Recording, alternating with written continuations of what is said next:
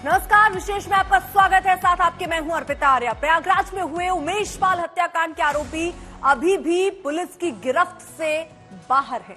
योगी की सरकार अपराधियों की संपत्ति पर बुलडोजर तो चलवा रही है, मगर पुलिस आरोपियों को पकड़ नहीं पा रही। और अब यूपी पुलिस ने उमेश पाल हत्याकांड में शामिल 5 आरोपियों पर 2.5 लाख रुपए का इनाम रखा है। पुलिस ने इनाम घोषित जरूर कर दिया, मगर सच ये भी है कि पुलिस के हाथ अभी तक खाली है। प्रयागराज पुलिस के पास अब तक ये जवाब नहीं है कि बम बरसाने वाला ये बमबाज कहां है। गोलियां बरसाने वाले ये अपराधी कहां है। अब तक इन अपराधियों का कोई सुराग पुलिस क्यों नहीं तलाश सकी।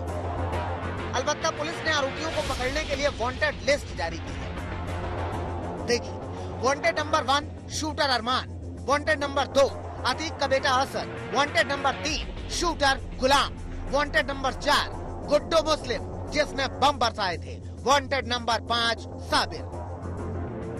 पुलिस ने इन सभी आरोपियों पर 2.5 लाख रुपए का इनाम रखा है। पुलिस किसी भी हाल में इन आरोपियों को पकड़ना चाहती है, मगर अब तक पुलिस के हाथ खाली है। उमेश पाल हत्याकांड में अब तक पुलिस के हाथ कोई शूटर नहीं लगा है, सबके सब फरार हैं। इस बीच आज तक को एक और विस्फोटक खबर मिली है। खबर ये कि उमेश पाल की हत्या के बाद भी सभी शूटर्स प्रयागराज जिले में मौजूद थे। घटना के करीब 2 घंटे यानी कि शाम 7 बजे तक सभी हमलावर प्रयागराज में ही थे, क्योंकि वो उनके प्लान का हिस्सा था। हमलावरों को जिले से बाहर निकालने के लिए 2 फॉर्च्यूनर कार की व्यवस्था थी। जब कार आई तो सभी हमलावर बड़ी आसानी से निकल गए। जिस फॉर्च्यूनर कार से शूटर्स भागे वो आखिरी बार रायबरेली के टोल प्लाजा पर ट्रेस हुई। हवा की रफ्तार से दौड़ती कार टोल प्लाजा को पार करके कहां चली गई, ये तब तक रहस्य है जब तक पुलिस शूटर्स तक नहीं पहुंचती। इस बीच सूत्रों के हवाले से खबर ये भी है कि सभी शूटर्स यूपी में ही छिपे हो सकते हैं। अतीक का एक बेटा नेपाल में छिपा हो सकता है। पुलिस सूत्रों से मिली जानकारी के मुताबिक प्रयागराज पुलिस नफीस अहमद को उमेश पाल हत्याकांड में 120B यानी साजिश में शामिल का आरोपी बनाने की तैयारी में है। सूत्रों के अनुसार अतीक अहमद के घर के पास से क्रेटा कार बरामद होने के बाद से पुलिस नफीस से पूछताछ कर रही थी। नफीस अहमद अतीक के छोटे भाई अशरफ का बेहद करीबी है। उमेश पाल हत्याकांड में शूटर्स को क्रेटा कार नफीस अहमद ने ही दी थी। हालांकि नफीस अहमद ने पुलिस को बताया था कि उसने कार तो कुछ महीने पहले रुखसार नाम की महिला को बेच दी थी, लेकिन रुखसार कोई और नहीं बल्कि नफीस के छोटे भाई की पत्नी है। 2014 से पहले तक नफीस अहमद प्रयागराज के सिविल लाइन इलाके में एक मामूली बिरयानी का ठेका लगाने वाला व्यक्ति था, लेकिन अतीक और उसके छोटे भाई अशरफ के करीबी होने के चलते अच्छी खासी धमक बना ली इसने। उमेश पाल की हत्या को अंजाम देने के लिए अतीक गैंग ने फुल प्रूफ प्लानिंग की थी। ये प्लानिंग 1-2 दिन में नहीं हुई होगी। जिस तरह से हत्यारे आए, हत्या किए, दहशत फैलाए और बिना किसी रुकावट के भाग गए, वो पुलिस और लोकल इंटेलिजेंस यूनिट पर गंभीर सवाल है। सवाल ये कि एलआईयू को हमलावरों के प्लान के बारे में क्यों भनक नहीं लगी। हमलावर 2 घंटे तक शहर में रुके, पुलिस उन्हें ट्रेस क्यों नहीं कर पाई। अतीक गैंग प्रयागराज में सक्रिय था, ये बात एलआईयू को क्यों नहीं पता चली। अतीक अहमद और उसका साम्राज्य प्रयागराज समेत पूर्वांचल के कई जिलों में फैला है। योगी आदित्यनाथ की सरकार ने उसके माफिया तंत्र को तहस नहस करने की कोशिश की है, लेकिन सफलता मिलना अभी बाकी है, क्योंकि अतीक के अवैध निर्माण ध्वस्त हुए हैं। उसके गुर्गे और गैंग अभी भी प्रशासन के समानांतर सक्रिय हैं, हत्याएं कर रहे हैं, दहशत फैला रहे हैं। संतोष शर्मा, प्रयागराज, आज तक। पुलिस के हाथ खाली है, मगर अतीक अहमद के गुर्गों और उसके सहयोगियों पर योगी सरकार का एक्शन जारी है।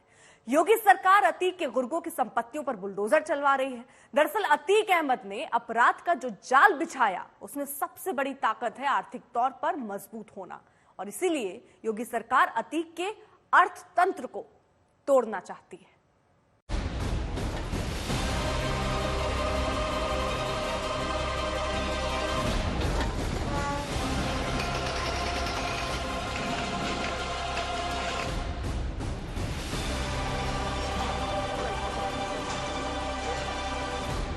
पुलिस उमेश पाल हत्याकांड के आरोपियों को तलाश रही है, तो दूसरी ओर योगी सरकार का बुलडोजर लगातार चल रहा है। लगातार कोशिश हो रही है कि अतीक अहमद और उसके सहयोगियों की अवैध संपत्तियों को नष्ट किया जाए। देखिए, सबसे पहले अतीक की संपत्ति पर बाबा का बुलडोजर चला। उसके बाद शुरू हुआ अतीक के सहयोगियों के घर पर बुलडोजर चलने का सिलसिला। देखिए, ये अतीक का खासम खास जफर अहमद है, जिसके घर बुलडोजर कर जाता है। जफर अहमद के घर से पुलिस को 2 विदेशी बंदूकें भी मिली थी। सदाकत के बाद नंबर आया शस्त्र विक्रेता सफदर अली का। सफदर अली अतीक का खास आदमी बताया जाता है। प्रयागराज के राजरूपपुर में सफदर अली का 2 मंजिला मकान ढहा दिया गया। अतीक के ही एक और सहयोगी मस्कुद्दीन के घर पर भी बुलडोजर गरजा। ये घर पूरा मुफ्ती इलाके में था। मस्कुद्दीन को अतीक का फाइनेंसर बताया जा रहा है। अहमदपुर में जीटी रोड पर इसका आलीशान मकान है। इसकी संपत्ति पर बुलडोजर चलाकर योगी सरकार ये मैसेज देने की कोशिश कर रही है कि वो अतीक और उसके गुर्गों को आर्थिक तौर पर तबाह कर देगी। पहले हमारे ऊपर बुलडोजर चलेगा, फिर उसके बाद हमारे घर में बुलडोजर चलेगा। पहले हमारे ऊपर बुलडोजर चलाइए, अल्लाह ना हक का इंसाफ करेगा, अल्लाह हक का इंसाफ करेगा।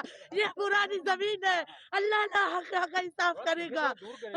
अगर ये हमारे अगर घर में बुलडोजर चलेगा, पहले हमारे ऊपर बुलडोजर चलेगा, पहले हमारे ऊपर बुलडोजर चलेगा, उसके बाद इस घर में चलेगा बुलडोजर। अवैध संपत्तियों को ढहाने का सिलसिला प्रयागराज के अलावा भी कई शहरों में चल रहा है। 2 दिन पहले ही प्रयागराज से सटे कौशाम्बी में भी अतीक अहमद के एक शूटर के घर पर बुलडोजर वाला एक्शन देखने को मिला था। देखिए, ये अब्दुल कवी का घर है, जहां बुलडोजर की कार्रवाई हो रही है। अब्दुल कवी वो आदमी है जो राजूपाल हत्याकांड में शामिल था। बताया जाता है कि अतीक अहमद के खास शूटर्स में से एक। आपको जानकर हैरानी होगी कि 18 साल पहले राजूपाल हत्याकांड में शामिल अब्दुल कवी आज तक पुलिस के हत्थे नहीं चढ़ा है। अब जब इसके घर पर कार्रवाई हुई तो इसके घर पर हथियारों का जखीरा बरामद हुआ है। एक तरफ सरकार बुलडोजर चलाकर माफियाओं और अपराधियों की कमर तोड़ रही है, तो दूसरी ओर इस बुलडोजर वाले एक्शन से सियासत भी गर्मा गई है। समाजवादी पार्टी के मुखिया अखिलेश यादव इस बुलडोजर नीति के खिलाफ है। वो आरोप लगाते हैं कि जानबूझकर सरकार जुल्म कर रही है। ये खराब है, ये बुलडोजर नहीं चलना चाहिए। देश कानून और संविधान से चलना चाहिए। आखिरकार ये घटना कैसे हुई, शूटिंग कैसे हुई, बम कैसे चले, इंटेलिजेंस कहाँ थी सरकार की? सरकार अपनी नाकामी छिपाने के लिए विपक्ष पे बात कर रही है और उसी में जानबूझ करके 2024 से पहले हिंदू मुस्लिम कैसे हो जाए, वो रंग कैसे दे दें, उस दिशा में भारतीय जनता पार्टी काम कर रही है।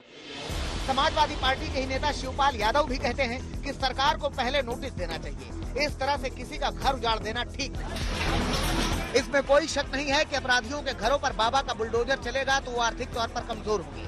मगर सवाल ये भी है कि पुलिस अपराधियों को पकड़ क्यों नहीं पा रही है? पुलिस की नजरों से बचकर कहां छिपे हुए हैं अपराधी? प्रयागराज से संतोष सिंह और कौशाम्बी से अखिलेश कुमार के साथ आज तक ब्यूरो। उत्तर प्रदेश में माफियाओं की अवैध संपत्तियों को चुन चुन कर बुलडोजर उन पर चलाया जा रहा है। अकेले अतीक ही नहीं, मुख्तार अंसारी की अवैध संपत्तियां भी ध्वस्त की जा रही हैं। और इसी कड़ी में मुख्तार के 2 बेटों और उसके सहयोगियों के घरों पर बुलडोजर वाला एक्शन हुआ।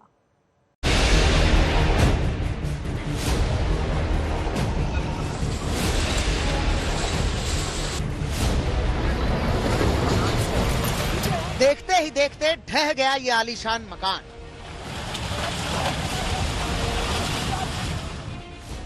देखते ही देखते मलबे में बदल गई ये दुकान। योगी सरकार का बुलडोजर गाजीपुर में गरज रहा है।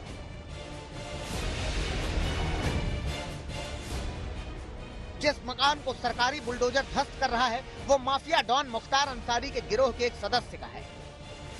कमलेश सिंह का मकान है। हालांकि कमलेश अब इस दुनिया में नहीं है, मगर आरोप है कि ये मकान और ये दुकान अवैध तौर पर बनाए गए हैं, इसीलिए इन्हें ध्वस्त किया जा रहा है। गोड़ा देहाती में मकान बनाया गया था जो स्वीकृत मानचित्र के विरुद्ध था। उसमें नियत प्राधिकारी द्वारा उसको डिमोलिशन का ऑर्डर किया गया था। उनके द्वारा अपील नियंत्रक प्राधिकारी जिलाधिकारी के यहाँ की गई थी, वह निरस्त हो गई थी। उसके आदेश के अनुपालन में आज जो कार्रवाई की गई है। इसके पहले मुख्तार अंसारी के परिवार पर भी बुलडोजर का कहर बरपा था। देखिए, ये कल की तस्वीरें हैं। मऊ में मुख्तार अंसारी के विधायक बेटे अब्बास अंसारी और दूसरे बेटे उमर अंसारी के मकानों को ध्वस्त किया जा रहा है। प्रशासन ने पहले ही अंसारी की संपत्ति कुर्क करने के आदेश दिए थे।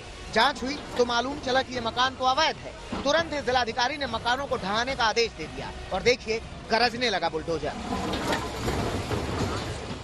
इस समय हम मौजूद है मऊ जनपद के थाना दक्षिण टोला क्षेत्र के जहांगीराबाद में। आप हमारे पीछे देख सकते हैं कि 2 बुलडोजर हैं जो एक 2 मंजिला मकान को लगातार जमींदोज कर रहे हैं, यानी कि ध्वस्तीकरण की कार्रवाई की जा रही है। तस्वीरों में आपको बता दें कि यह 2 मंजिला मकान बाहुबली विधायक मुख्तार अंसारी के जो विधायक बेटे हैं अब्बास अंसारी और उमर अंसारी, इनके नाम पर यह मकान बनाया गया है और मऊ के सिटी मजिस्ट्रेट के द्वारा इस मकान को ध्वस्त करने का आदेश पारित किया गया था। देखते ही देखते अच्छा खासा कोठीनुमा मकान मलबे के ढेर में बदल गया। मुख्तार अंसारी और उनके 2 बेटे के नाम ये जो संपत्ति थी, भवन था, 2 मंजिला मकान जिसमें एक बेसमेंट भी था, जिसके ध्वस्तीकरण की कार्रवाई माननीय जिलाधिकारी महोदय के आदेश के पश्चात कल प्रारंभ की गई थी, जो अब जाकर पूर्ण हो गई है। योगी सरकार ने पहले ही कह दिया था कि अपराधियों को किसी भी सूरत में बख्शा नहीं जाएगा। हालांकि योगी सरकार अपराधियों के संपत्तियों पर बुलडोजर चलवाकर इतराती है, मगर विपक्ष इस बुलडोजर वाले कानून के खिलाफ आवाज भी उठाता है। लेकिन इतना जरूर है कि यूपी में बाबा का बुलडोजर गरज रहा है। जहां भी अवैध संपत्तियों का जिक्र होता है वहां बुलडोजर दिख जाता है। मुख्तार अंसारी और अतीक अहमद तो खास तौर पर सरकार के निशाने पर हैं। बताया जा रहा है कि अतीक अहमद का अपराध का जो जाल फैला हुआ है उसमें आर्थिक ढांचा बहुत महत्वपूर्ण है। इसलिए सरकार ने अतीक की करीब 20 संपत्ति चिन्हित की है, यानी आने वाले दिनों में भी बुलडोजर गरजता हुआ दिखेगा। मऊ में दुर्गा किंकर सिंह के साथ विनय कुमार सिंह, गाजीपुर, आज तक। विशेष मैच के लिए बस इतना ही। देश दुनिया की बाकी खबरों के लिए आप देखते रहिए आज तक।